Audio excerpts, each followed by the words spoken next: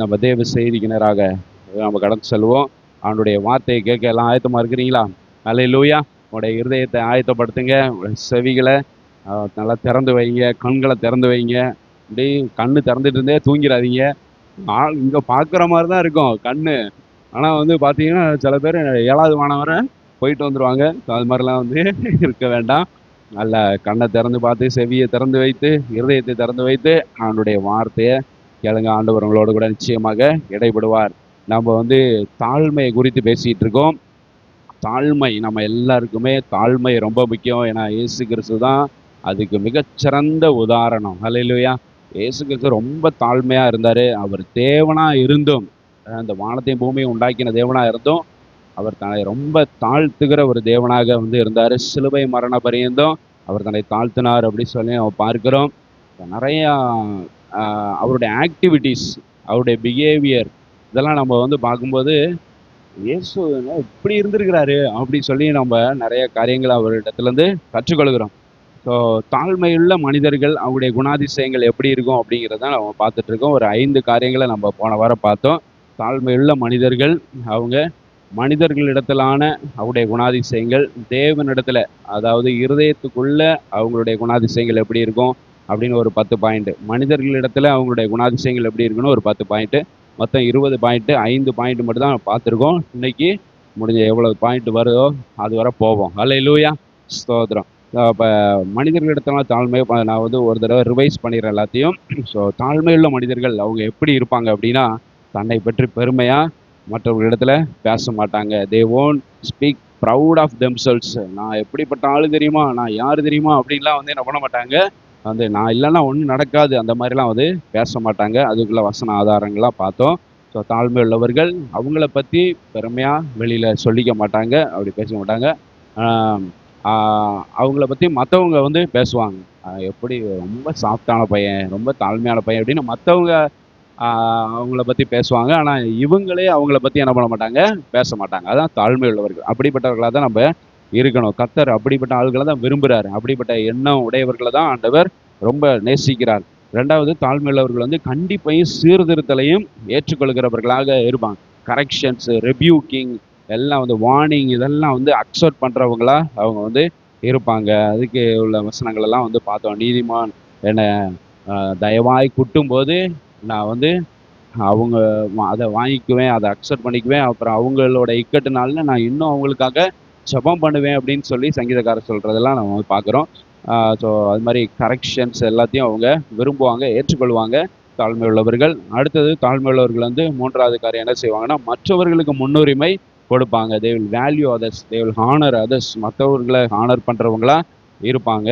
அடுத்த 4வது காரியம், மற்றவர்களை தங்களை விட மேன்மையானவர்களாக நினைப்பாங்க. அதான் தாழ்மை உள்ளவர்கள். தாழ்மையான ஆட்களெல்லாம் நீங்கள் வந்து பார்த்துருக்கீங்களா?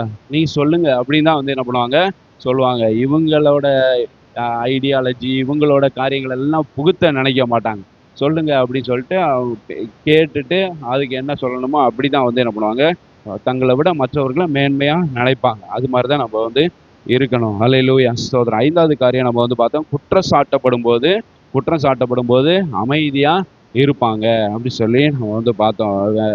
கன்விக்ட் பண்ணுறப்போ, மற்றவங்க அவங்கள கன்விக்ட் பண்ணுறப்போ அவங்க வந்து எதிர்த்து பேசணும் அப்படின்லாம் வந்து என்ன பண்ண மாட்டாங்க, நினைக்க மாட்டாங்க. திரும்ப அவங்கள வந்து அட்டாக் பண்ணணும் அந்த மாதிரிலாம் வந்து நினைக்க மாட்டாங்க. குற்றம் சாட்டப்படும் போது அமைதியாக இருப்பாங்க. அதுக்கு மிகச்சிறந்த ஒரு உதாரணம் பார்த்தோம், இயேசு கிறிஸ்து. அவரை அடிக்கப்படுகிற ஆட்டுக்குட்டியை போல என்ன பண்ணாங்க, கொண்டு போனாங்க.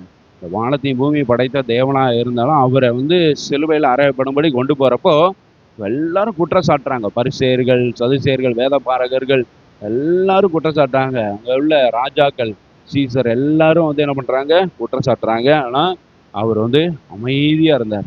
எதுவும் ரியாக்ட் வந்து ரொம்ப ரியாக்ஷனே வந்து என்ன பண்ணல, கொடுக்கல. ஒரு சில பேர்கிட்டலாம் பேசவே இல்லை. நீ யாரா, இவரா, அவரான்லாம் வந்து என்ன பண்ணுறாங்க, கேட்குறாங்க. ஒன்றுமே பதில் சொல்லலை. எல்லாமே ஆண்டவருக்கு தெரியும். ஆனால் ஒன்றுமே பேசாமல் இவர் வாயை திறந்து பேசினா அவங்கெல்லாம் ஒன்றுமே எதிர்த்து என்ன பண்ண முடியாது, ஒரு கேள்வி கேட்க முடியாது. அந்த அளவுக்கு அவங்கள சைலன்ஸ் பண்ண ஆண்டவருக்கு தெரியும். ஆனாலும் எதுவுமே பேசாமல் இருந்தார். அல்லேலூயா.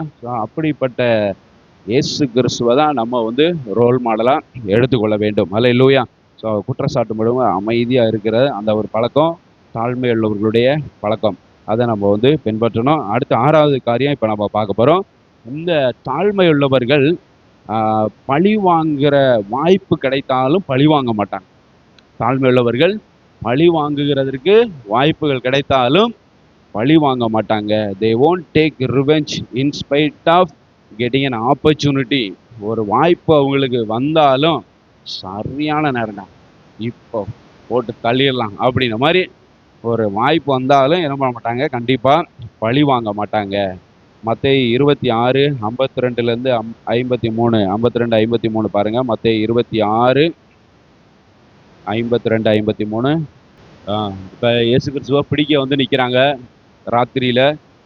அப்போ இயேசு கிறிஸ்து நினச்சிருந்தா என்ன பண்ணலாம், இவ்வளோ நாள் பிளான் பண்ணி என்னை பிடிக்க வர்றீங்களாடா, சரியான டைம், உங்கள் எல்லாரையும் கூண்டோட ஒழிக்கிறதுக்கு இதுதாண்டா சரி, எல்லாம் கேங்காக எல்லாம் குரூப்பாக வந்துருக்கிறீங்களா, எல்லாம் அடி ஆட்கள் எல்லாரோட வந்திருக்கீங்களா, மிலிட்ரியாக வந்திருக்கா, சரி ரைட்டு, இதான் சரியான டைம், இந்த மிலிட்ரி எல்லாத்தையும் காலி பண்ணிட வேண்டியதான் அப்படின்ட்டு அவர் நினைக்கவே இல்லை. அல்லேலூயா.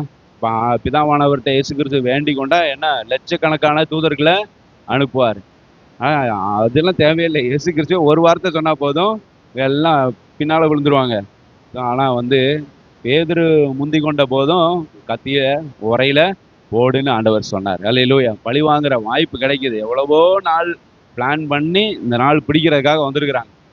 அப்போ அது வாய்ப்பை வந்து பயன்படுத்தி அவங்கள வந்து என்ன பண்ணியிருந்துருக்கலாம், இயேசு கிறிஸ்து பழி வாங்கிருக்கலாம். எந்தெந்த டைமில் என்னென்ன கேள்வி கேட்டு என்னை மடக்க பார்த்தீங்க, இன்னைக்கு நைட்டு என்கிட்ட வந்து மாட்டினீங்களான்னு சொல்லி என்ன பண்ணியிருந்திருக்கலாம், பழி வாங்கியிருக்கலாம். ஆனால் அப்படி ஆண்டவராக இயேசு கிறிஸ்து செய்யவில்லை. அல்லேலூயா. வாய்ப்பு இருந்தாலும் அவங்கள வந்து ஆண்டவர் பழி வாங்கலை. தேவனுடைய சித்தத்திற்கு தம்மை முழுவதுமாக ஒப்படைத்திருந்தார். அல்லேலூயா. அது போல தான் நம்ம இருக்கணும். ஸ்தோத்திர கர்த்தர். வாய்ப்புகள் கிடைக்கும் பழி வாங்குறதுக்கு, ஆனால் நம்ம பழி வாங்குறது நமக்குரியது இல்லை அப்படின்னு சொல்லி வேதாகமத்தில் நம்ம வாசிக்கிறோம். ரோமர் 12:19 அது இருக்குது. ரோமர் 12:19 பழி வாங்குதல் எனக்குரியது அப்படின்னு சொல்லி கர்த்தர் சொல்றாரு. நானே பதில் செய்வேன் அப்படின்னு சொல்றாரு. எபிரேயர் 10:30 அதை தான் சொல்றாரு ஆண்டவர். எபிரேயர் 10:30 பாருங்க. அதுலேயும் பழி வாங்குதல் எனக்குரியது, நானே பதில் செய்வேன்னு சொல்றாரு. இது வந்து டியூட்ரானமி உபாகமம் 32:35 எடுத்து சொல்லப்பட்ட வார்த்தைகள் தான். உபாகமம் 32:35. ஸோ இதில் இருந்தால் வந்து அப்போஸ்தலனாகிய பவுல், இயேசு கிறிஸ்து எல்லாருமே இங்கே பழைய ஏற்பாட்டில் பிதா சொன்ன வார்த்தை தான். இதை தான் எடுத்து என்ன பண்ணுறாங்க, நம்மளுக்கு ரிமைண்ட் பண்ணுறாங்க. பழி வாங்குதல் கர்த்தருக்குரியது, அவர்கிட்ட நம்ம வந்து ஒப்படைத்து விடணும். பதில் சொல்கிறது, பழி வாங்குறது எல்லாம் அவர் வந்து என்ன பண்ணுவார், பார்த்து கொள்வார். நம்ம வந்து எதுவும் செய்ய வேண்டாம். அதுக்கு நம்ம கிறிஸ்தவர்கள் வந்து இதை அழகாக பின்பற்றிட்டு வராங்க. நம்ம கிரகாம் ஸ்டெயின் மிஷினரிலாம் எடுத்துக்கிட்டிங்கன்னா அவங்கெல்லாம் வந்து அவங்க ஃபேமிலியை வந்து அவங்கள வந்து பழி வாங்கலாம், நிச்சயமாக பழி வாங்கியிருக்கலாம். எல்லாம் கேஸை போட்டு என்ன பண்ணியிருந்துருக்கலாம், அந்த கன்விக்டட் பீப்புள் எல்லாம் உள்ளே தள்ளியிருந்துருக்கலாம். யாரெல்லாம் வந்து இப்படி ஜீப்பை சுற்றி எல்லாம் கயிறெல்லாம் வச்சு கட்டி யாரெல்லாம் எரிச்சாங்களோ அவங்க எல்லாரையும் வந்து என்ன பண்ணியிருந்துருக்கலாம், உள்ளே போட்டிருந்துருக்கலாம். ஆனால் கிரகாம் ஸ்டெயின் ஒய்ஃபு அந்த பாப்பா வந்து என்ன சொல்கிறாங்க, எல்லாத்தையும் வி ஃபர்கிவ் தம் ஆல் அப்படின்னு வந்து என்ன பண்ணிட்டாங்க சொல்லிட்டாங்க. அவங்க எல்லாரையும் நாங்கள் மன்னிக்கிறோம் அப்படின்னு அவங்க சொல்லிட்டாங்க. பழி வாங்குறது பதிலளிக்கிறதெல்லாம் கர்த்தர் பார்த்துக்கொள்வார் அப்படிங்கிறது இந்த வார்த்தையை அவங்க பின்பற்றினாங்க. அல்லேலூயா. ஸ்தோத்திரம். பழி வாங்கணும் அப்படிங்கிற எண்ணம் கிறிஸ்தவர்களுக்கு என்ன பண்ணக்கூடாது, இருக்கவே கூடாது. அல்லேலூயா. யார் என்ன நமக்கு விரோதமாக பண்ணாலும் ஆண்டவர்கிட்ட நம்ம எல்லாத்தையும் நம்ம ஒப்பு கொடுக்கணுமே தவிர நம்ம போய் நின்றுட்டு எதிர்த்து பேசுறது, வன்மத்தை காமிக்கிறது, பயங்கரமாக ரியாக்ட் பண்ணுறது, இதெல்லாம் நமக்கு ஆகவே ஆகாது. ஏன்னா இயேசு கிறிஸ்து அப்படி செய்யவே இல்லை. அல்லேலூயா. ஸ்தோத்திரம். அவரை தான் நம்ம வந்து பின்பற்றணும். 91 சங்கீதம் 94வது சங்கீதம் 1 பாருங்க. அவர் தான் நீதியை சரி கட்டுகிற தேவன் என்று அங்கே போடப்பட்டிருக்கு. அவர் வந்து என்ன பண்ணுவார், நீதியை சரி கட்டும். நம்ம பக்கம் நீதி இருந்துச்சுன்னா அவர் நீதி செய்வார், நம்ம பக்கம் நியாயம் இருந்துச்சுன்னா அவர் நம்மளுக்கு நியாயம் செய்வார். நியாயம் விசாரிக்கிற தேவன், நீதியை சரி கட்டுகிற தேவன் எல்லாம் அவர் தான். அவரிடத்துல நம்ம வந்து ஒப்பு கொடுத்து விட்டு நம்ம அமைதியாக இருங்க. நீங்கள் சும்மா இருங்கன்னு தான் ஆண்டவர் சொல்கிறார். அல்லேலூயா. நீங்கள் அமைதியாக இருங்க, நீங்கள் சும்மா இருங்க, நான் உங்களுக்காக யுத்தம் செய்வேன் அப்படின்னு சொல்கிற தெய்வம். ஸோ அதனால் பழி வாங்குகிற வாய்ப்பு, திருப்பி அடிக்கிற வாய்ப்பு கிடைக்கும்போது பொசுக்குன்னு அடிச்சிடக்கூடாது. நம்ம பொசுக்குன்னு வந்து ரியாக்ட் பண்ணிடாதீங்க. அதெல்லாம் நமக்கு அது செட் ஆகாது. அல்லேலூயா. ஸோ நம்ம திரும்பி அடிச்சோம், அப்புறம் அவன் திரும்பி அடிப்பான். இப்படி அடிச்சுக்கிட்டே இருக்க வேண்டியதுதான். அது ஒரு எண்டே இருக்காது. இப்போ ரவுடிகளோட வாழ்க்கையெல்லாம் பாருங்க, இவன் போய் அவனை அடிப்பான், அவன் திரும்ப வந்து இவனை அடிப்பான். இவன் ஃபேமிலியில் அடுத்தவன் சின்ன பையன் ஒருத்தன் உருவாகும், அவன் சின்ன பிள்ளையிலேருந்தே ஒரு வன்மத்தை கொடுத்து கொடுத்து இவன் தாண்டா நம்மளை அடித்தவன், இந்த குடும்பம் தாண்டா அப்படின்னே வளர்ப்பாங்க. அப்புறம் அவன் பெரிய ஆளாகி அவன் அவன் அவன் பிள்ளைய அடிப்பான். இப்படி போயிட்டே இருக்கும். அதுக்கு ஒரு எண்டே கிடையாது. ஸோ அப்படிதான் ரவுடிகள் வாழ்க்கையெல்லாம் அப்படிதான் இருக்குது. ஸோ அப்படிலாம் நம்ம வந்து என்ன பண்ணக்கூடாது, இருக்கக்கூடாது. பழி வாங்குறது, பதில் செய்கிறது, இது மாதிரிலாம் திருப்பி அடிக்கிறதெல்லாம் நம்மளுக்கு வேண்டாம். தாவீது அருமையாக அதை வந்து பண்ணார். 1 சாமுவேல் 24வது அதிகாரம் 4-5 வசனங்களை வந்து பார்த்தீங்கன்னா, தாவீது கையில் கர்த்தர் சவுலை வந்து ஒப்பு கொடுத்துட்டாரு. ஆனால் தாவீது வந்து சவுலோட வாழ்க்கையை ஜீவனை எடுக்கவே இல்லை. 1 சாமுவேல் 24:4-5 வசனங்களை பாருங்க. கர்த்தர் உனக்கு இப்படிதான் சொன்னாரு, அந்த நாள் வந்துருச்சு அப்படின்னு சொல்லிட்டு சவுலோட சால்வையோட தொங்கல் அறுத்ததுக்கே அவருடைய மனசு அடிச்சுக்கிட்டு இருக்குது, ரொம்ப அடிக்குது. அப்ப என்ன நினைக்கிறாருன்னா, ஒரு அபிஷேகம் பண்ணப்பட்டவன் சவுல வந்து கர்த்தரால அபிஷேகம் பண்ணப்பட்டு தான் ராஜாவா இருக்கிறாரு. அவர் மேல நம்ம எப்படி கை வைக்கிறது அப்படின்னு சொல்லிட்டு ஒரு சின்ன சால்வையோட தொங்கலை அறுத்து கொண்டதுக்கே மனது அடித்து கொண்ட. அப்ப வந்து பழி வாங்குற எண்ணமே தாவீதுக்கு இல்லை அப்படின்னு சொல்லலாம். இன்னொரு இடத்துலையும் சவுல வந்து வசமா மாட்டிக்குவாரு. ஆனா வந்து தாவீது வந்து அவருடைய ஜீவனை எடுக்க மாட்டார். 1 சாமுவேல் 26:8 பாருங்க. அபிசாய் வந்து சொல்றான், இன்று தேவன் உம்முடைய சத்துருவை உம்முடைய கையில் ஒப்பு கொடுத்தார். ஈட்டினால் 2 குத்தாலாம் இல்ல, ஒரே குத்தா நிலத்துல ஒரே குத்து தான். ஈட்டி இந்த பக்கம் பாஞ்சு அந்த பக்கம் நிலத்துல போய் புகுந்துரும். அந்த அளவுக்கு ஒரே குத்துல ஒரே இருக்கிறேன் அப்படின்னு ஒரு உத்தரவு மட்டும் கொடுங்கன்னு சொல்லுவோம். ஆனா தாவீது வந்து என்ன பண்ண மாட்டாரு, செய்ய மாட்டாரு. அப்ப பாருங்க, தாவீதுக்கு நல்ல வாய்ப்பு கிடைக்குது. 2 தடவை ஆண்டவர் வந்து இதை டெஸ்ட் பண்ணிருக்க கூட செய்யலாம், அப்படிதானே? என்ன பண்றான்னு பார்ப்போம், இவனுடைய எதிரியை இவன் கையில நம்ம வந்து ஒப்பு கொடுப்போம், அது மாதிரி ஒரு ஆப்பர்ச்சுனிட்டி கிரியேட் பண்ணி பார்ப்போம், அப்ப அவன் என்ன செய்யறான்னு பார்ப்போம் அப்படின்னு சொல்லி ஆண்டவர் வந்து சோதிச்சு கூட பார்த்துருக்கலாம். அது டெஸ்ட்ல எல்லாம் நம்மால் வெற்றி பெற்றுட்டார். ஹல்லேலூயா. தாவீது வந்து வெற்றி பெற்றுட்டார். 2 தடவையும் நல்ல வாய்ப்பு கிடைச்சும் சவுலை வந்து என்ன பண்ணல, சவுலுடைய ஜீவனை எடுக்கவே இல்லை. சவுலை வந்து கொலை செய்யவில்லை, பழி வாங்கவில்லை இந்த தாவீது ராஜா. ஹல்லேலூயா. சோதரம். இவரும் கர்த்தரால அபிஷேகம் பண்ணப்பட்டவர் தான். கர்த்தருடைய பிள்ளை அப்படிங்கிறத அங்க ப்ரூவ் பண்றார், அங்க நிரூபிக்கிறார். பழி வாங்குதல் எனக்குரிய. அவர்லாம் நியாயப்பிரமாணத்தெல்லாம் நல்லா படிச்சிருந்திருப்பார்ல தாவீது. மோசையோட நியாயப்பிரமாணங்கள்லாம் நல்லா பழி வாங்குதல் எனக்குரியதுன்னு சொல்லியிருக்கிறாரே அப்படின்னு சொல்லிட்டு அதெல்லாம் ஞாபகத்துக்கு கண்ணு முன்னால வந்து போயிருக்குது. அதனால அவர் வந்து அதெல்லாம் செய்யவில்லை. ஹல்லேலூயா. ஸ்தோத்திரம். பழி வாங்கவில்லை. இப்படிதான் நம்மளும் இருக்கணும். ஆப்பர்ச்சுனிட்டி கிடைச்சாலும், வாய்ப்பு கிடைச்சாலும் பழி வாங்கிறது நமக்குரிய செயல் அல்ல. அது நம்முடைய கரங்கள்ல இல்லை, ஆண்டவுடைய கரத்துல இருக்கு. அவர்கிட்ட ஒப்பு கொடுத்துட்டு நம்ம அமைதியா இருக்கணும். 7வது காரியம், தாழ்மை உள்ளவர்கள் எப்படி இருப்பாங்க அப்படின்னா, தாழ்ந்த எளிமையான பணிகளையும் மனமுவந்து செய்வார்கள். இதெல்லாம் ஒரு வேலை மாதிரியே தெரியாது. இதெல்லாம் ஒரு வேலையா அப்படின்ற மாதிரி இருக்கும். அந்த வேலையும் என்ன பண்ணுவாங்க, தாழ்மை உள்ளவர்கள் அருமையா சிறப்பா வந்து செய்வாங்க. இப்ப சர்ச்சிலே வந்து பார்த்துக்கிட்டிங்கன்னா, கூட்டுறதெல்லாம் ஒரு ஊழியமா? அதுவும் ஒரு ஊழியம்தான்.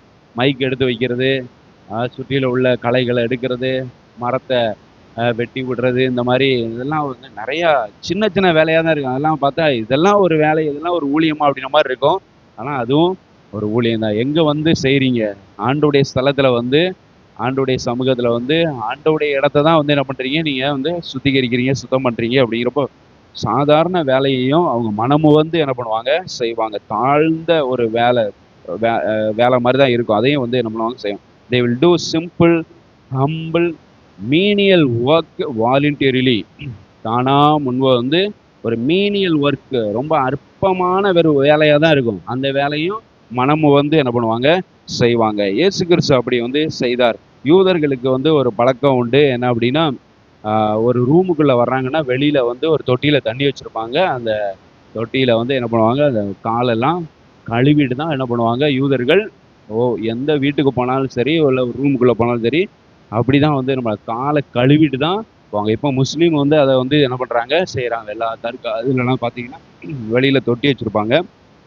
காலை கழுவிட்டு தான் உள்ளே போவாங்க. உள்ள மேட்லலாம் நல்லா தொடச்சிட்டு நல்லா சுத்தமாக உள்ளே போவாங்க. மனசுக்குள்ளே என்ன இருக்குன்னு தெரில, ஆனால் வெளியில் கால் நல்லா சுத்தமாக இருக்கும். ஸோ அப்படி இருக்கும். ஸோ அது மாதிரி யூதர்கள் பண்ண அது பழக்கம், அது யூதர்களுடைய பழக்கம். அந்த பழக்கத்தை இயேசு கிறிஸ்து வந்து இந்த மேல் வீட்டு அறையில் அவங்க கடைசி ராபோஜனம் புசிக்க வர்றாங்க. அந்த மேல் வீட்டு அறையில் வரும்போது வெளியில் தொட்டியில் தண்ணி இல்லை. தண்ணி இல்லாமல் எல்லாரும் ஒருத்தரும் கால் கழுவாமல் உள்ளே வந்துட்டாங்க. எல்லாம் கடைசி ராபோஜனம் புசிக்க போகிறாங்க. ஒரு ரூமில் எல்லாரும் 12 சீசர்களோட இயேசு கிறிஸ்து உள்ளே இருக்கிறார். யாருடைய காலும் சுத்தமாக இல்லை. எல்லாரும் அழுக்கு காலோட உள்ளே வந்துட்டாங்க. அது அவங்களுக்கு பழக்கமே கிடையாது. கண்டிப்பாக கழுவிட்டு தான் உள்ளே வந்திருக்கணும். அதுவும் முக்கியமான ஒரு நாள் பஸ்கா பண்டிகை நாளில் வந்து அப்படி வருகிற பொழுது ஆண்டவர் வந்து என்ன பண்ணுறாரு, 13வது அதிகாரம், யோவான் 13ஆம் அதிகாரம் 14, 15, 17 வசனங்களை பார்த்தீங்கன்னா, அவர் ஒரு பேட்சின் எடுத்துட்டு துண்டை கையில் எடுத்துட்டு எல்லாருடைய காலையும் என்ன பண்ணுறாரு, இயேசு கிறிஸ்து குனிஞ்சு நின்று முழங்கால் படிட்டு எல்லாருடைய காலையும் வந்து என்ன பண்ணுறாரு, கழுவுகிறத நம்ம வந்து பார்க்குறோம். 13ஆம் அதிகாரம் 14ஆம் வசனத்தில், ஆண்டவரும் போதகருமாகிய நானே உங்கள் கால்களை கழுவினதுண்டானால் நீங்களும் ஒருவருடைய கால்களை ஒருவர் கழுவ கடவீர்கள்.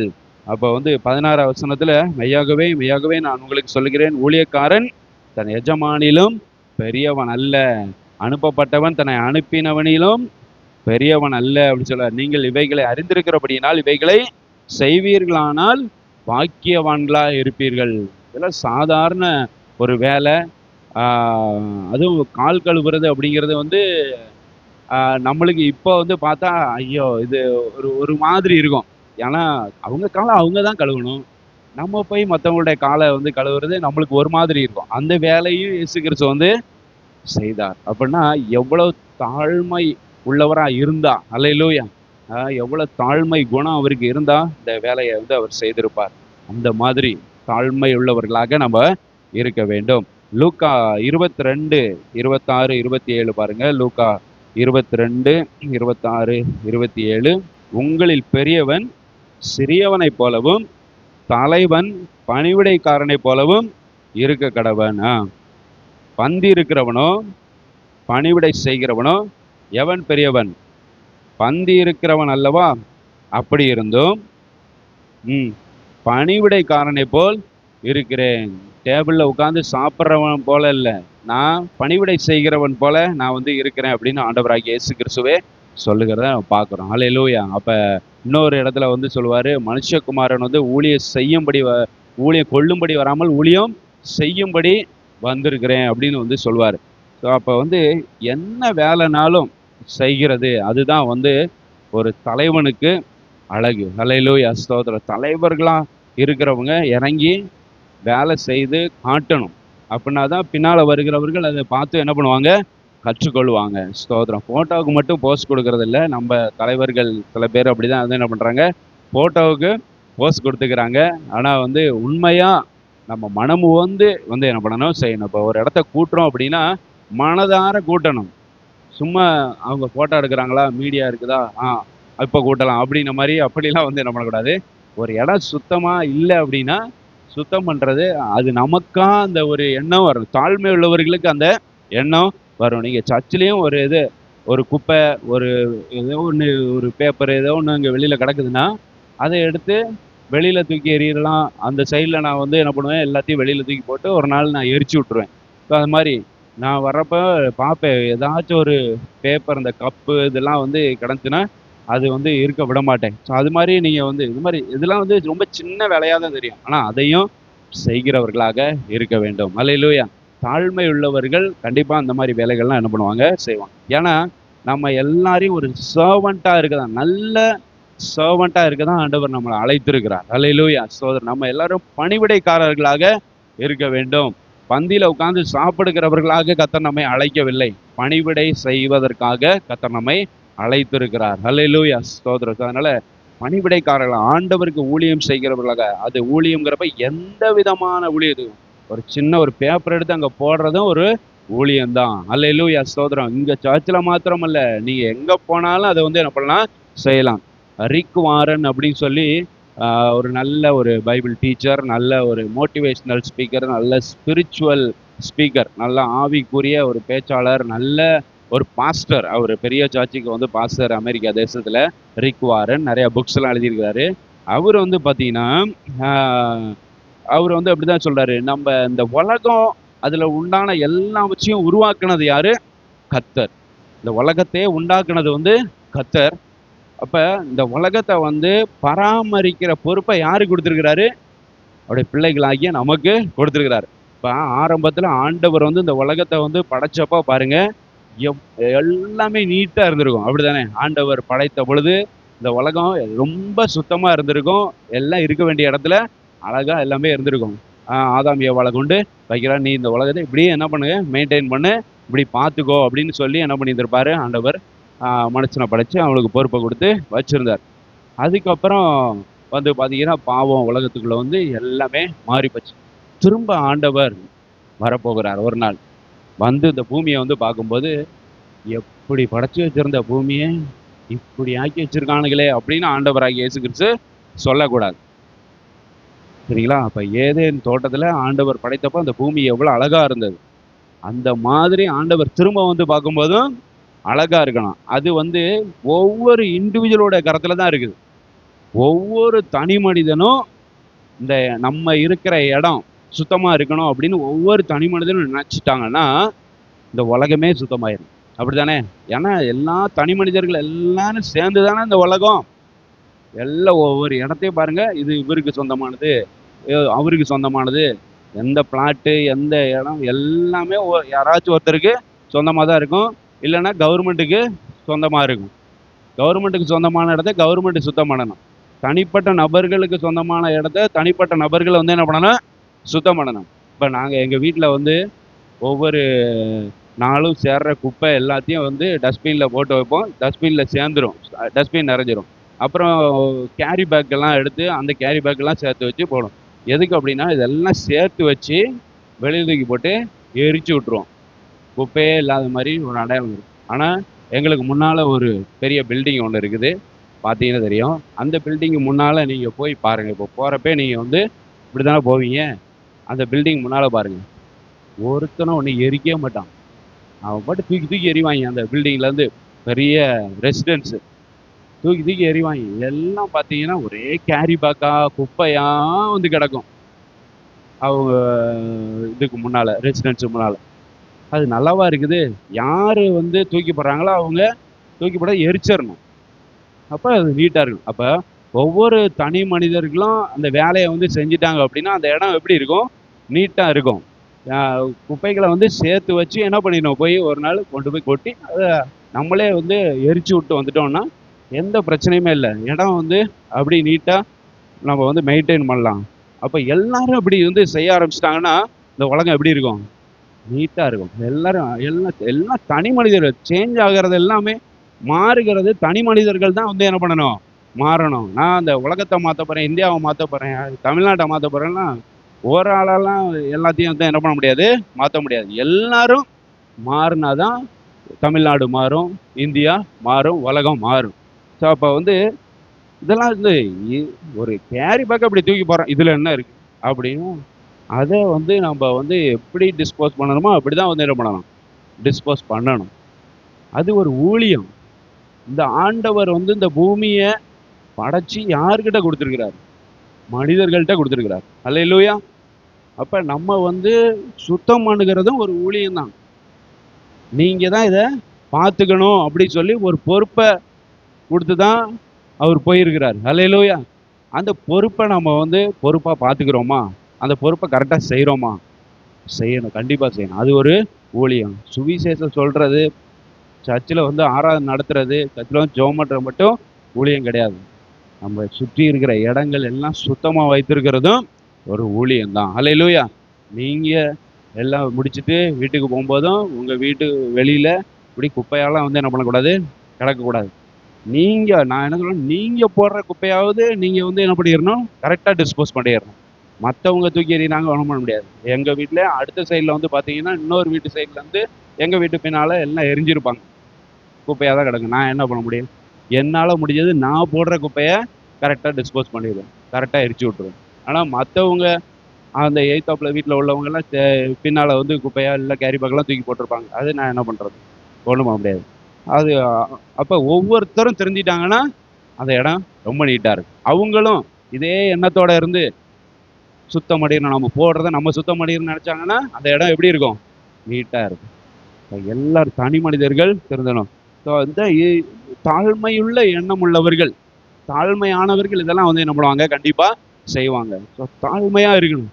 இதை போய் நம்ம வந்து செய்யலாமா? இது இது நம்முடைய வேலை. நம்ம யாரு, நம்ம பெரிய ஐஏஎஸ், நம்ம வந்து பெரிய போலீஸ் இன்ஸ்பெக்டர், நம்ம பெரிய டீச்சர், பெரிய ப்ரொஃபஸர், நம்ம போயிட்டு இதை போய் நின்றுட்டு எரிச்சு விட்டுக்கிட்டு நிற்கிறதா, குப்பையை கிண்டி கிண்டி நல்லா எரின்னு இது நம்ம வேலையா அப்படின்லாம் வந்து என்ன பண்ணக்கூடாது, நினைக்கக்கூடாது.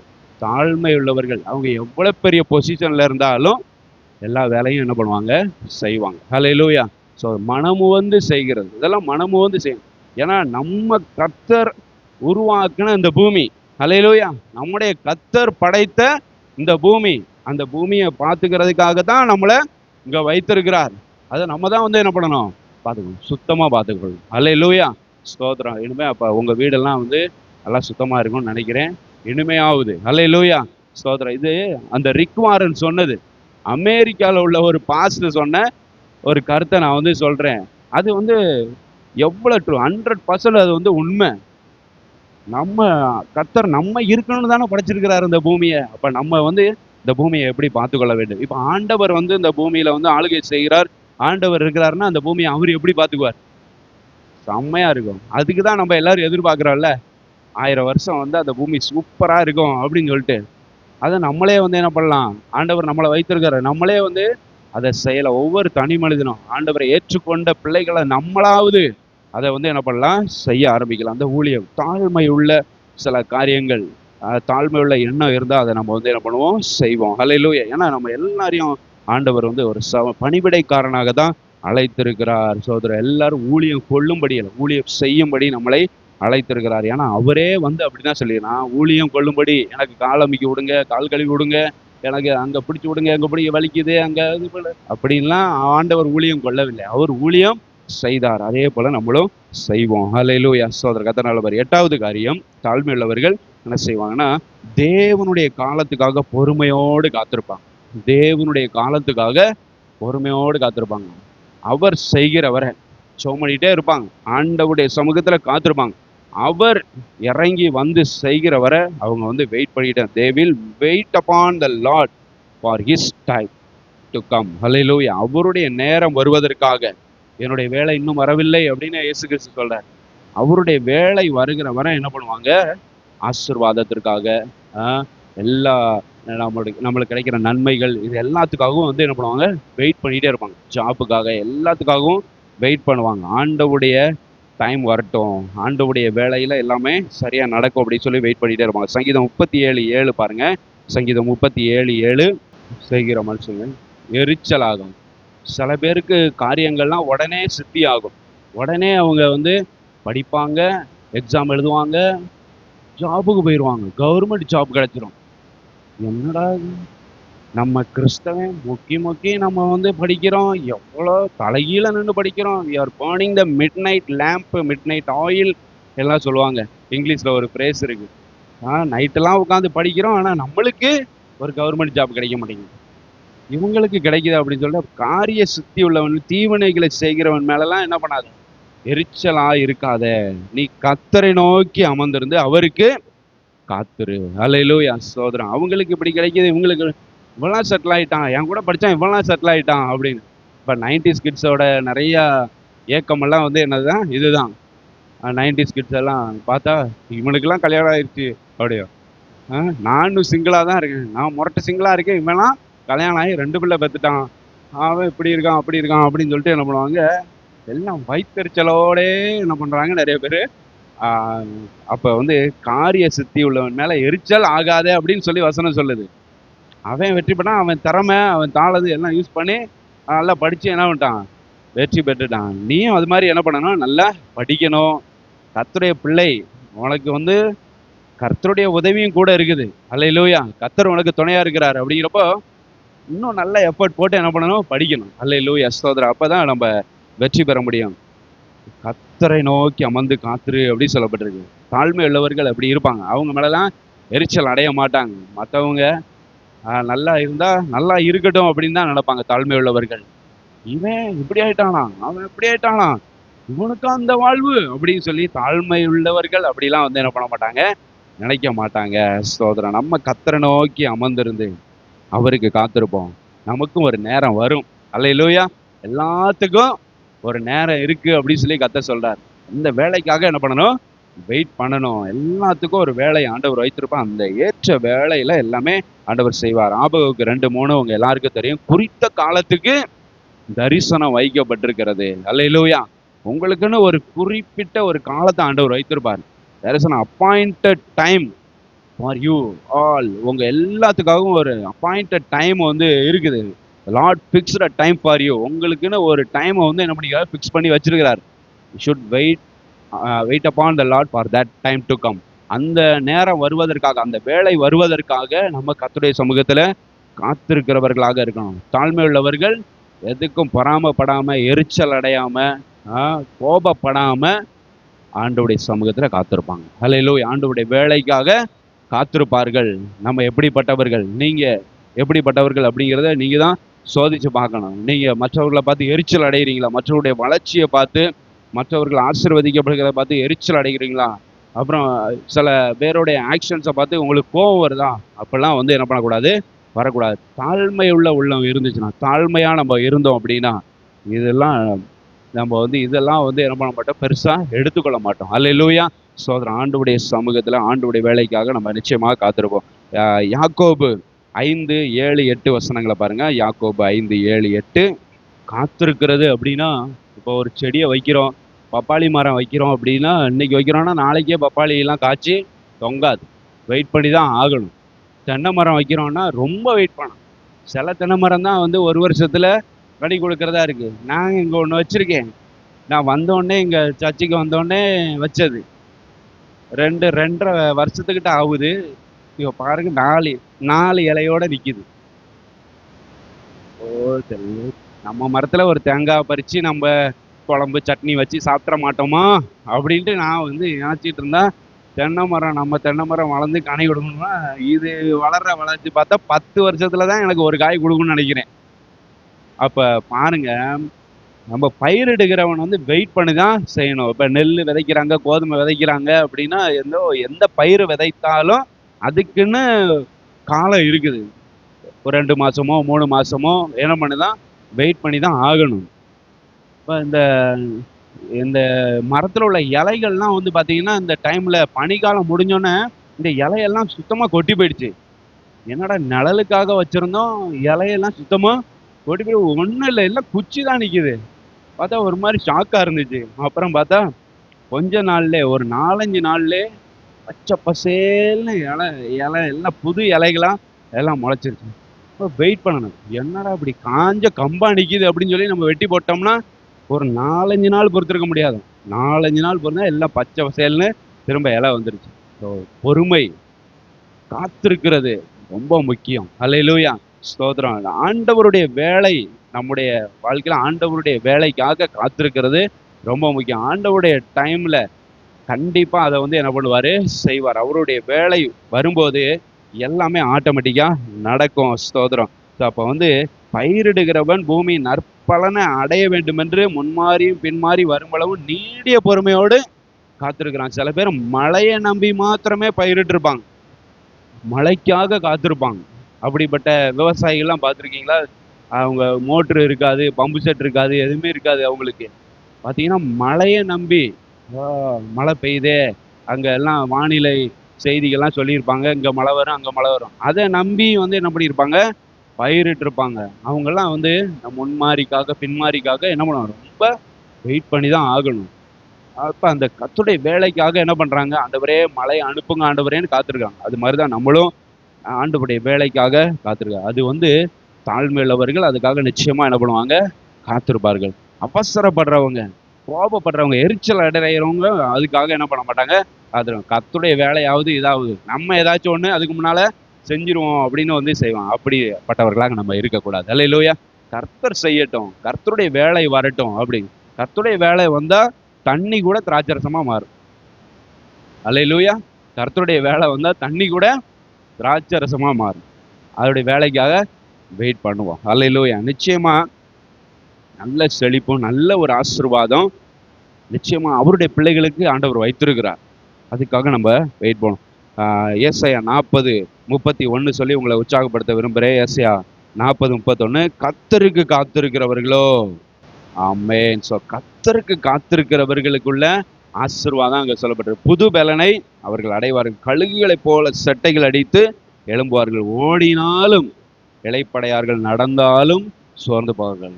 அல்லேலூயா. ஸ்தோத்திரம். இந்த ஆசீர்வாதங்கள் எல்லாம் நமக்கு வேணும் அப்படின்னா கண்டிப்பா ஆண்டவருடைய வேலைக்காக காத்திருக்க வேண்டும். ஸோ அடுத்த காரியம், 9வது காரியம், தாழ்மை உள்ளவர்கள் எப்படி இருப்பார்கள்? தங்களுடைய பேச்சில அளவாகவும் கவனமாகவும் இருப்பார்கள். இது ரொம்ப முக்கியம். எனக்கெல்லாம் ரொம்ப டாக்கட்டிவ் பீப்புளை பார்த்தா எனக்கு பிடிக்காது. எப்படியாச்சும் எஸ்கேப் ஆக தான் பார்ப்பேன். ஐயோ ரொம்ப பேசுகிறானையா அப்படின்ட்டு எனக்கு ஒரு மாதிரி இருக்கும். ரொம்ப பேசுகிறவங்கள வந்து ஏன்னா எனக்கும் அப்படிதான். நீ அப்போ என்னையா பிரசங்கத்துலலாம் நீ பாட்டில் மணிக்கணக்காக பேசுகிற அப்படின்னு வந்து நீங்கள் சொல்லக்கூடாது. அது பிரசங்கம், ஆண்டவர் பேசுறது. அல்லேலூயா. ஸ்தோத்திரம். என்னோட இயல்பை வந்து நீங்கள் வந்து பார்த்தீங்கன்னா, நேச்சரை வந்து பார்த்தீங்கன்னா எனக்கு பேசவே தெரியாது. ஆக்சுவலாக சின்ன பிள்ளைகளெல்லாம் எனக்கெல்லாம் ரொம்ப இன்ஃபீரியாரிட்டி காம்ப்ளெக்ஸ் உண்டு. அதனால வந்து நான் பேசவே மாட்டேன். ரொம்ப அமைதியாகவே தான் இருப்பேன். ஃப்ரெண்ட்ஸுகளோட சும்மா அவன் கேட்ட கேள்விக்கு பதில் சொல்லிட்டு அவ்வளோதான். மற்றபடி வந்து நானாக ஒரு கான்டென்ட்டை கிரியேட் பண்ணி இல்லை ஒரு ஐடியாவை முன் வச்சு இது மாதிரிலாம் எனக்கு வந்து பேசவே தெரியாது. நான் பிஏ இங்கிலீஷ் லிட்ரேச்சர் படிக்கும்போது பார்த்தீங்கன்னா அந்த பேச்சு போட்டியெல்லாம் வந்து என்ன பண்ணுவாங்க, எலக்வன்ஸ் அந்த காம்படிஷன்லாம் வைப்பாங்க. அந்த எலக்வன்ஸ் காம்படிஷனில் பசங்க வந்து என் பேரை போய் கொடுத்துட்டாங்க. டேய் எனக்கு பேசவே வராதுடா, அது தமிழ்லே பேசுகிறா, இங்கிலீஷில் எப்படி பேச முடியும்? இங்கிலீஷ் லிட்ரேச்சர் படிக்கிறதுனால இங்கிலீஷாக பேசணும். ஸோ எலக்வன்ஸ் காம்படிஷன்லலாம் ஒரு தடவை போயிட்டு நின்றுட்டு சும்மா நான் ஏதோ 4-5 வார்த்தை எழுதி வச்சுருந்தேன். அதை வந்து 4-5 ஸ்டேட்மெண்ட்டை மட்டும் அப்படி ரீட் பண்ணிவிட்டு வந்துட்டேன். 5 நிமிஷம் பேசணும். 5 சென்டென்ஸை மட்டும் ரீட் பண்ணிவிட்டு இறங்கிட்டேன். என்னடா ஒன்று நீ இப்படி பேசுவேன்னு நினச்சேன். ஐயோ எனக்கு வராதுடா. ஸோ அதுதான் என்னோட நேச்சர். அதனால வந்து நான் மற்றவங்க ரொம்ப பேசுகிறவங்கள்ட்ட அதிகமாக என்ன பண்ண மாட்டேன், டைம் ஸ்பெண்ட் பண்ண மாட்டேன். ஏன் ஐயோ ரொம்ப பேசுகிறாங்களே அப்படின்ற மாதிரி எனக்கு ஒரு மாதிரி இருக்கும். தாழ்மை உள்ளவர்கள் பார்த்தீங்கன்னா தங்களுடைய பேச்சில் அளவாக இருப்பாங்க, அதே மாதிரி கவனமாக இருப்பாங்க. இங்கிலீஷில் ஒரு சில ஸ்டேட்மெண்ட்ஸ் அதுக்கு இருக்குது பாருங்கள். He ways his words before speaking. அந்த ஒரு வார்த்தை பேசுகிற பொழுது எடை போட்டு பார்க்குறாங்க. நம்ம கவனமாக பேசுகிறோமா, சரியாக பேசுகிறோமான்னு. Weighs his words before speaking அப்படின்னு இன்னொரு ஸ்டேட்மெண்ட் ஒன்று இருக்குது. He is a man of few words அப்படின்னு சொல்லி ஒரு சென்டென்ஸ் இருக்குது. He is a man of few words. அவர் வந்து வாய் எதுக்கு திறக்கணுமோ அதுக்கு தான் திறப்பார். அதுதான் மேன் ஆஃப் ஃபியூ வேர்ட்ஸ் அப்படின்னு சொல்லுவாங்க. அப்புறம் வந்து he is very guarded in his speech. அப்போ அவர் பேசுனா வந்து அந்த ஒரு அந்த கான்டென்ட்டை விட்டு அந்த கான்டெக்ஸ்ட்டை விட்டு என்ன பண்ண மாட்டார், வெளியே போக மாட்டார். ரொம்ப காடடாக இருப்பார். ரொம்ப ஒரு பாதுகாப்போட ரொம்ப கவனமாக பேசுவார். He is very guarded in his speech அப்படி சொல்லுவாங்க. He is precise and articulate அப்படி சொல்லுவாங்க.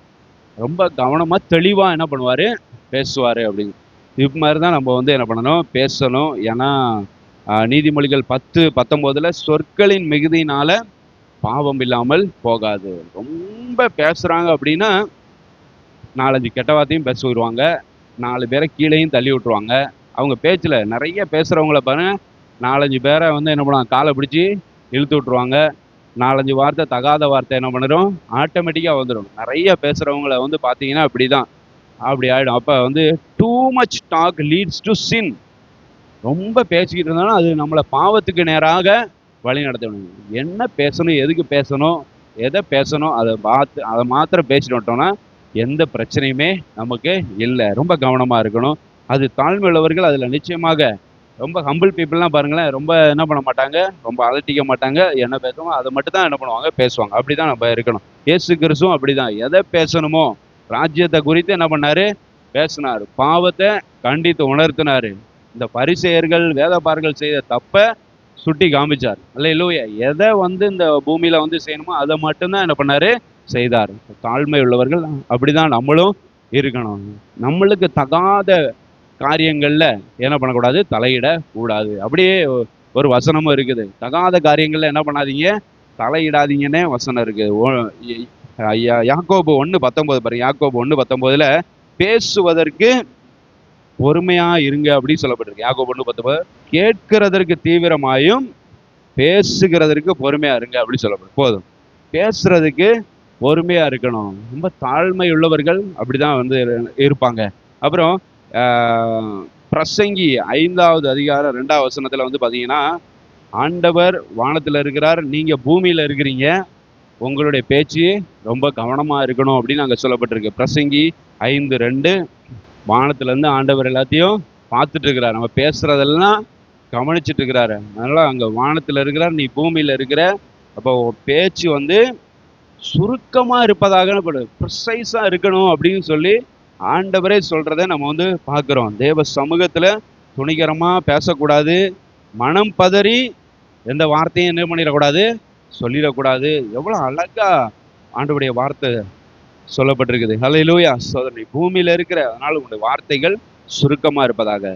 அப்படி இருந்துட்டாலே நிறைய பிரச்சனைகள் சால்வ் ஆயிடும். இப்போ உள்ள இந்த ரீல்ஸ் ஷார்ட்ஸ் எல்லாம் வந்து பார்த்தா, இந்த லேடிஸ் எல்லாம் கொஞ்சம் அப்படி சுருக்கமா பேசுனாங்கன்னா நிறைய ப்ராப்ளம் சால்வ் ஆகுது. நிறைய ரீல்ஸ் எல்லாம் அப்படித்தானே வருது. ஒரு சில ரீல்ஸ் நான் வந்து பார்க்குறப்ப எனக்கு ரொம்ப இதாக இருந்துச்சு. என்னன்னா, நான் அவங்க கூட பேச மாட்டேன்னு ஏதோ ஒன்று செஞ்சுட்டு நான் அவங்க கூட 2 நாள் பேச மாட்டேன் அப்படின்னு சொன்னாங்க. உடனே இவன் வந்து அதை வந்து சரி, நீங்கள் வந்து இப்போ என்னைய கண்டுபிடிங்க, நான் ஒளிஞ்சிருக்கிறேன், நீங்கள் வந்து என்னைய வந்து கண்டுபிடிக்கலைன்னா நான் வந்து என்ன பண்ண மாட்டேன், 2 நாள் உங்கள்கிட்ட பேச மாட்டேன். அவன் அங்கே தான் நிற்பா, முன்னால் தான் கண்டுபிடிக்க மாட்டேன். ஏன்னா 2 நாள் பேச மாட்டேன், முன்னால தான் நிற்கா, ஆனால் இவன் கண்டுபிடிக்க மாட்டேன். அங்கே எங்கே பார்க்கணும், யோ இங்கே தான் நான் நிற்கிறேன் அப்படின்னா. அப்போ நிறைய ஹஸ்பண்ட் எதை விரும்புகிறாங்க, ஒய்ஃபு கொஞ்சம் சுருக்கமாக பேசணும், கொஞ்சம் வாய் மூடிட்டு இருக்கணும் அப்படின்னு சொல்லி என்ன பண்ணுறாங்க, விரும்புகிறாங்க. ஸோ அப்போ வந்து அது ஒய்ஃபுங்க மாத்திரம் இல்லை, எல்லாத்துக்கும் தான். சில நேரம் ஹஸ்பண்டும் பார்த்தீங்கன்னா பயங்கரமாக, சில பேர் பேச்சாளராக இருப்பாங்க, அவங்க வீட்டிலலாம் ரொம்ப கஷ்டம். அதனால் பயங்கரமாக ஹஸ்பண்ட் வந்து என்ன பண்ண, எல்லாம் ஊரு கதை அந்த கதை அந்த கதைன்னு போட்டு கலகலன்னு இந்த வாட்டர் ஃபால் ரங்கம்மா மாதிரி பேசிக்கிட்டு இருந்தாங்கன்னா என்ன சமாதானம் போயிடும், எல்லாம் போயிடும். ஸோ அது மாதிரி ரொம்ப ரொம்ப பேசுறத வந்து நம்ம வேண்டாம். நல்லா ரொம்ப நேரம் ஜெபம் பண்ணுங்க, பிரச்சனையே இல்லை. அல்லேலூயா. ஸ்தோத்திரம். ரொம்ப பேசாதீங்க, ரொம்ப நேரம் என்ன பண்ணலாம், நீங்கள் வந்து ஜெபம் பண்ணலாம். ஆண்டவர் பரலோகத்துலேருந்து எல்லாத்தையும் பதில், என்ன பேசுகிறோம் என்ன செய்கிறோம் எல்லாத்தையும் ஆண்டவர் கவனித்து கொண்டிருக்கிறார். அல்லேலூயா. ஸ்தோத்திரம். அதனால நம்முடைய பேச்செல்லாம் ரொம்ப சுருக்கமாக இருப்பதாக. 10வது காரியம், தாழ்மை உள்ளவர்கள் எப்படி இருப்பாங்க, பெருமையுள்ள உயர்ந்த இடங்களை அல்ல தாழ்மையான இடங்களை தேர்ந்தெடுப்பார்கள். தாழ்மை உள்ளவர்கள் எப்படி இருப்பாங்க, தாழ்மையான இடத்த தேர்ந்தெடுப்பாங்க. நான் எங்கன்னா உட்காந்துக்கிட்டுமா அப்படின்னு என்ன பண்ணிடுவாங்க, அப்படி உட்காந்துருவாங்க. சில நேரம் பார்த்தீங்கன்னா கீழே உட்காந்துருவாங்க, சேரை ப்ரிஃபர் பண்ண மாட்டாங்க. அந்த மாதிரிலாம் வந்து என்ன பண்ணுவாங்க. அதான் ஆண்டவராகிய இயேசு கிறிஸ்துவே வந்து சொல்லுவாங்க, they will select not high places but humble seats. தாழ்மை உள்ள இருக்கைகளை தான் வந்து என்ன பண்ணுவாங்க, தேர்ந்தெடுப்பாங்க. லூக்கா 14வது அதிகாரம் 10-11 வசனங்களை பாருங்க. லூக்கா 14:10-11. இதைத்தான் நான் முதல்ல ஆரம்பித்தேன், இப்படி சொல்லி தான் இந்த பிரசங்கத்தை ஆரம்பித்தேன். தன்னைத்தான் உயர்த்துகிறவன் எவனும் தாழ்த்தப்படுவான், தன்னைத்தான் தாழ்த்துகிறவன் உயர்த்தப்படுவான் அப்படின்னு சொல்லி. ஆண்டவராக இயேசு கிறிஸ்து என்ன சொல்லுவாங்க, நீ ஒரு இடத்துக்கு அழைக்கப்பட்டிருக்கும் போது அங்கே போன உடனே எது எல்லாரும் பார்க்குற மாதிரி நல்ல ஒரு ஹை பிளேஸ் எது, நல்ல சீட்டு எதுன்னு பார்த்து அங்கே போய் உட்காந்துடக்கூடாது. அப்போ அவன் வந்து என்ன சொல்லுவான், ஹலோ அது அவங்களுக்கு, நீங்கள் இங்கே வந்து உட்காருங்கன்னு சொன்னால் நம்மளுக்கு எப்படி இருக்கும், சார் இப்படி பல்பு கொடுத்துட்டானே அப்படிங்கிற மாதிரி இருக்கும், என்ன இப்படி பண்ணிட்டான் அப்படின்னு. அப்போ நம்ம போய் ஃபஸ்ட்டே வந்து ஹம்பிளான ஒரு பிளேஸில் உட்காந்துட்டோம் அப்படின்னா, அவ இப்போ வந்துட்டு என்ன இங்கே உட்காந்துருக்கிறீங்க, உங்களுக்கு இடம் அங்கே இருக்கு வாங்க அப்படின்னு அங்கே உட்காரச்சா அப்படின்ட்டு அப்போ போய் உட்கார்றது எப்படி இருக்கும். இல்லை நீங்கள் முதல்ல போய் நல்ல இப்போ ஒரு கல்யாண வீட்டுக்கு போகிறீங்க, இல்லை ஒரு பெரிய ஃபங்க்ஷனுக்கு போகிறீங்க, நீங்கள் போயிட்டு அங்கே கல்யாண மாப்பிள்ளைய பொண்ணுக்கு வந்து அந்த சிம்மாசனம் போட்டிருக்கு, அங்கே அவங்க உட்காந்துருக்காங்க. அதுக்கு பக்கத்தில் ஒரு சேர் இருக்கு, அங்கே போய் உட்காந்துக்கிட்டீங்கன்னு வைங்க, நீங்கள் கல்யாணத்துக்கு அழைக்கப்பட்டிருக்கிறீங்க, நல்ல சொந்தக்காரங்க, நல்ல நெருங்கிய சொந்தக்காரங்களாகவே இருங்களேன். அங்கே ஒரு சேர் இருக்குன்னா அங்கே போய் உட்காந்துட்டீங்கன்னா அவங்க என்ன சொல்லுவாங்க, அவங்க பேரண்ட்ஸ் வந்துட்டு நீங்கள் அங்கே வந்து உட்காருங்கன்னு தானே என்ன பண்ணுவாங்க, சொல்லுவாங்க. அவங்க அந்த சேர் வந்து வேற யாருக்காச்சும் உட்கார்றதுக்காக அந்த சேரை வந்து போட்டிருந்துருக்கலாம்.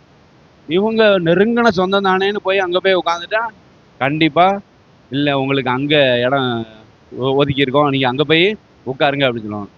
அப்போ வந்து தாழ்மை உள்ள தாழ்மை உள்ளவர்கள், தாழ்மையானவர்கள் ஹம்பிளான சீட்டை தான் வந்து என்ன பண்ணுவாங்க, தேர்ந்தெடுப்பாங்க. நம்ம அப்படி ஒரு ஓரமாக உட்காந்துக்கலாம், என்ன இதில் என்ன இருக்குது அப்படின்ட்டு யாருக்கும் தெரியாத மாதிரி நம்ம ஒரு தாழ்மையான இடம், இது போதும் நம்மளுக்கு அப்படின்ன மாதிரி போன வாரம் செய்தி கேட்ட போதும் என்கிற மனது, அல்லேலூயா, அந்த மனதோட என்ன பண்ணுவாங்க, இந்த சீட் நம்மளுக்கு போதும் அப்படின்னு என்ன பண்ணிடுவாங்க, போய் உட்காந்துருவாங்க. அப்படிதான் இருக்கணும் அப்படின்னு இயேசு கிறிஸ்துவும் சொல்ல, நீ அழைக்கப்பட்டிருக்கும் போது தாழ்ந்த இடத்துல போய் ஃபர்ஸ்ட் உட்காரு, போனோடனே அங்க மேட்ல போய் உட்காந்துராதே அப்படிங்கிறாரு. தாழ்ந்த இடத்துல உட்காரு. அப்ப உட்காந்துட்டு அப்புறம் வந்து உன்னை அழைத்தவன் வந்துட்டு, ஹலோ ஃப்ரெண்டு, நீங்க என்ன இங்க உட்காந்துருக்கிறீங்க, உங்களுக்குன்னு அங்க ஒரு ஹை பிளேஸ் வச்சிருக்கிறேன், நல்ல ஒரு காஸ்ட்லியான சீட் வச்சிருக்கிறேன் அப்படின்னு அங்க சொல்லும் போது போய் உட்காரு. அவன் சொல்றதுக்கு முன்னாலே அங்க போய் உட்காந்துட்டு அவன் கீழே இறக்கி விட்டுருவான். அப்ப அவமானமா போயிடும். அதனால அதுல ரொம்ப கவனமா இருக்கும். இப்ப தாழ்மை உள்ளவர்கள் தாழ்மையான ஒரு இருக்கையை தான் வந்து என்ன பண்ணுவாங்க, தேர்ந்தெடுப்பாங்க. அல்லேலூயா, ஸ்தோத்திரம். ஸோ அங்க உன்னை பார்க்குறவங்களுக்கு முன்னால கனம் உண்டாகணும், உனக்கு வந்து கனம் உண்டாகணும், உனக்கு நல்ல மரியாதை கிடைக்கணும் அப்படின்னா ஃபர்ஸ்ட் நம்ம ஹம்பிளா இருக்க கற்றுக்கொள்ளணும். அல்லேலூயா. தாழ்மையா இருந்தோம் அப்படின்னா மற்றவங்க நம்மளை வந்து உயர்த்தி சொல்லுவாங்க, மற்றவங்க நம்மளை தூக்கி வைக்கும்போது நம்ம சுற்றி இருக்கிறவங்க மத்தியில் நம்மளுக்கு மரியாதை கிடைக்கும். நம்ம ஃபஸ்ட்டே அங்கே போயிட்டு நான் இந்த மாப்பிள்ளைக்கு என்ன ஆறாமல, நான் அப்படி ஆமல, இது கல்யாணமே என்னால் தான் நடக்குது, நான் தான் இதை செஞ்சேன், அதை நான் தான், இது நீங்கள் பார்க்க, இது நான் தான் பண்ணேன் அப்படின்னு ஃபஸ்ட் சொல்லிக்கிட்டு இருந்தீங்கன்னா சுற்றி இருக்கிறவங்க உங்களை மதிக்க மாட்டாங்க, கனம் உண்டாகாது கண்டிப்பாக. அல்லேலூயா, ஸ்தோத்திரம். ஸோ அப்போ உயர்த்தக்கூடாது, நம்மளை நாமே உயர்த்துகிறதுக்கு நாம யாரு, அப்படிலாம் நம்ம உயர்த்தக்கூடாது. அல்லேலூயா. ஏன்னா இயேசு கிறிஸ்துவே நம்முடைய முதல் மாதிரி, முன்மாதிரி. இயேசு கிறிஸ்துவே அப்படிலாம் வந்து சொல்லவே இல்லை. அல்லேலூயா. நீ யாருன்னு வந்து கேட்குறாங்க, நீ யாருன்னு ராஜாக்கள் வந்து அரெஸ்ட் பண்ணிட்டு போன, நீ யாருன்னு கேட்குறாங்க. அப்போ வந்து பேசாம இருக்கிறார். அல்லேலூயா, ஸ்தோத்திரம். இந்த வானத்தையும் பூமியையும் உண்டாக்கின கர்த்தர் அப்படின்லாம் வந்து என்ன பண்ணல, அவங்கள்ட்ட போய் சொல்லலை, ரொம்ப அமைதியாக இருந்தாங்க. யாரு, நான் யார் தெரியும்ல அப்படின்லாம் வந்து என்ன பண்ணல, யாருக்கிட்டையுமே அவர் வந்து பேசலை. நீங்க தேடுகிற யாரை தேடுறீங்கன்னு கேட்டாரு. நசரேயனாகிய இயேசுவை தேடுகிறோம் அப்படி, நான் தான் அப்படின்னு தாழ்மையா சொன்னார். தாழ்மையா சொன்னதுக்கே எல்லாம் பின்னால விழுந்துட்டாங்க. அல்லேலூயா, சோதரன். ரொம்ப தாழ்மை. ஆண்டவராகிய இயேசு கிறிஸ்துவை பின்பற்றுகிற நாம அவரை போலவே தாழ்மையா இருப்போம். அல்லேலூயா, ஸ்தோத்திரம். கர்த்தர் நல்லவர். அப்போ திரும்ப 10 காரியத்தையும் ஒரே இதில் நான் ரீட் பண்ணிடுறேன். இது நம்முடைய லைஃபுக்கு ரொம்ப முக்கியம். அல்லேலூயா, ஸ்தோத்திரம். கிறிஸ்தவர்களாகிய நம்ம இப்படி தான் இருக்கணும், வேதாகமத்தின் பிரகாரம் பைபிள் படி இப்படி தான் நம்ம வந்து இருக்கணும் அப்படிங்கிறதுக்கு ஆண்டவர் வகுத்து கொடுத்த வழி. இந்த படிகளெல்லாம் நம்ம வந்து என்ன பண்ண கண்டிப்பாக பின்பற்றணும். இப்படி நம்ம வந்து இருந்துட்டோம் அப்படின்னா நிச்சயமாக ஆண்டவர் நம்மை உயர்த்துவார், மற்றவர்களும் நம்மளை மதிப்பாங்க, மற்றவர்களும் நம்மளுக்கு நல்லா மரியாதை கொடுப்பாங்க. நம்ம தாட்போட் தடாப்படா ஆவா அப்படி இப்படின்ட்டு நம்மளை பற்றி பெருமையாக பேசிட்டு இருந்தோம்னா கண்டிப்பாக நம்ம உயர மாட்டோம், நம்ம தாழ்ந்து போகிறது உறுதியாகிவிடும். அதனால் ரொம்ப கவனமாக இருக்கணும். தாழ்மை உள்ள எண்ணத்தோடு எல்லாரோடையும் பழகணும், தாழ்மை உள்ளவர்களாக இருக்கணும். தன்னை பற்றி பெருமை பேச மாட்டாங்க. தாழ்மை உள்ளவர்கள் கண்டிப்பையும் சீர்திருத்தலையும் ஏற்றுக்கொள்வார்கள். மற்றவர்களுக்கு முன்னுரிமை கொடுக்குறவங்களா இருப்பாங்க. மற்றவர்களை தங்களை விட மேன்மையானவர்களாக எண்ணுவாங்க. குற்றச்சாட்டப்படும் போது அமைதியாக இருப்பாங்க. திரும்ப பழி வாங்குகிற வாய்ப்பு கிடைத்தாலும் அவங்க பழி வாங்க மாட்டாங்க. தாழ்ந்த எளிமையான பணிகளையும் மனமுவந்து செய்கிறவர்களாக இருப்பாங்க. தேவனுடைய காலத்துக்காக, தேவனுடைய வேலைக்காக பொறுமையோடு காத்திருப்பாங்க.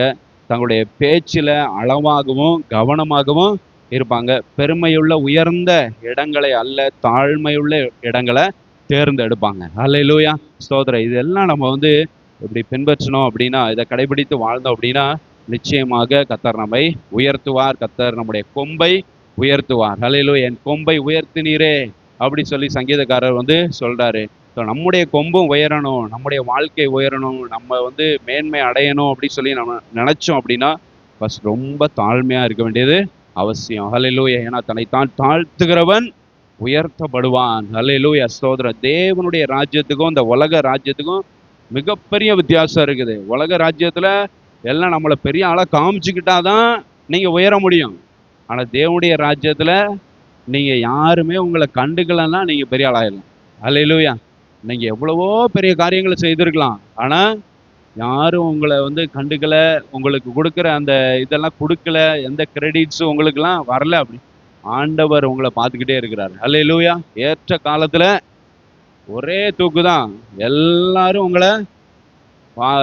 உங்களை பார்த்து உங்களை மரியாதை கனப்படுத்துறது எல்லாமே நடக்கும், நிச்சயமாக நடக்கும். அதான் அந்த உலக ராஜ்யத்துக்கும் தேவனுடைய ராஜ்யத்துக்கும் உள்ள வித்தியாசம். ஹல்லேலூயா.